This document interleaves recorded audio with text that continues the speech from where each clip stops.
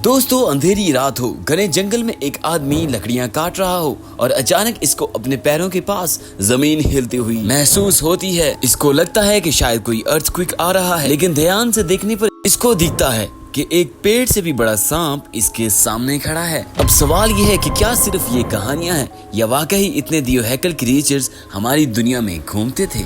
और आज के इस सफर में हम जानेंगे दुनिया के सबसे मशहूर मिथिकल क्रिएचर्स की हकीकत। क्या वो वाकई एग्जिस्ट करते थे या सिर्फ ये मनगढ़ंत कहानियां हैं। Number 7, giant serpent. दोस्तों, दियोहैकल सांप सिर्फ कहानियां और मैथोलॉजीज तक महदूद नहीं है। दोस्तों, अगर आप नॉर्स मैथोलॉजीज में देखें तो आपको जायंट सरपेंट्स देखने को मिलेगा, और अगर आप इजिप्शियन मैथोलॉजी में देखें तो आपको एपिफस जैसा जायंट सरपेंट्स देखने को मिलता है। और यहाँ तक के हिंदुइज्म मैथोलॉजी में भी आपको वासुकी इंडिकस जैसा जायंट सरपेंट्स बताया जाता है। इस जायंट स्नेक की कहानियां हमें सब जगह मिलती हैं। लेकिन अब क्या ये वाकई इस दुनिया में एग्जिस्ट किया करते थे? तो जी हाँ दोस्तों, आज से मिलियंस ऑफ ईयर्स पहले टाइटेनोबोआ जैसे स्नेक्स इस दुनिया में पाए जाते थे, जिसका साइज 42 फीट लंबा होता था, एक सिटी बस जितना। और वासुकी इंडिकस जो तकरीबन 50 फीट से भी लंबा होता था, तकरीबन 3 लैम्बोर्गिनी के बराबर। दोस्तों, ये अपने वक्त के एपेक्स प्रेडिएटर थे और किसी भी जानवर को दबोच कर निगल लिया करते थे। नंबर 6, येटी या फिर बिगफुट। दोस्तों, हिमालय की बर्फपोश पहाड़ियों में रहने वाला बर्फानी क्रिएचर यानी येटी लोगों को सदियों से डराता आया है। यहाँ तक कि 1951 में माउंट एवरेस्ट के पास इनके फुटप्रिंट्स भी मिले थे।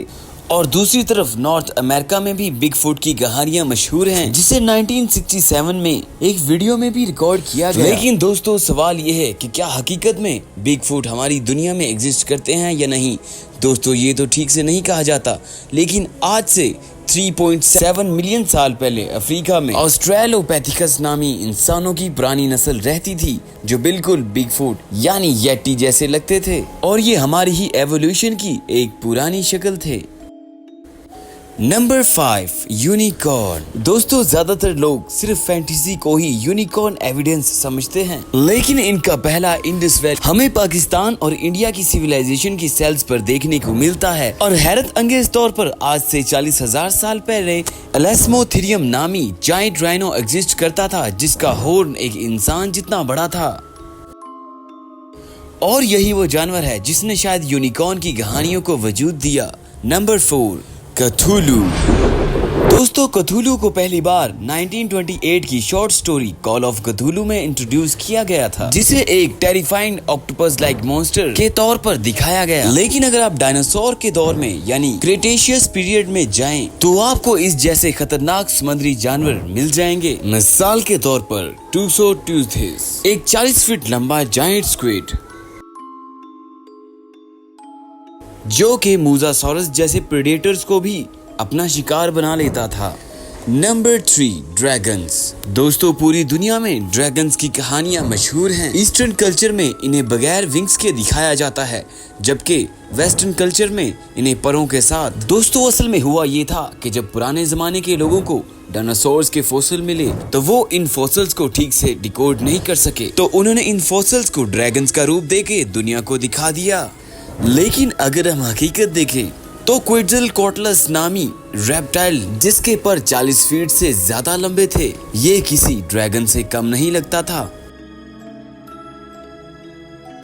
Number 2, dwarf. दोस्तों, कहानियों में डॉर्फ्स को हमेशा जादुई किरदारों में दिखाया गया है, लेकिन हकीकत में 50,000 साल पहले होमो फ्लोरिसेंसिस नामी एक ह्यूमन स्पीशीज इंडोनेशिया में मौजूद थी, जिनकी लंबाई सिर्फ 3.5 फीट थी। इन्हें हॉबिट्स ऑफ हिस्ट्री भी कहा जाता है। ये छोटे कद वाले इंसान वाकई अपनी दुनिया में जायंट्स एनिमल के साथ सरवाइव करते थे। Number 1, Loch Ness monster.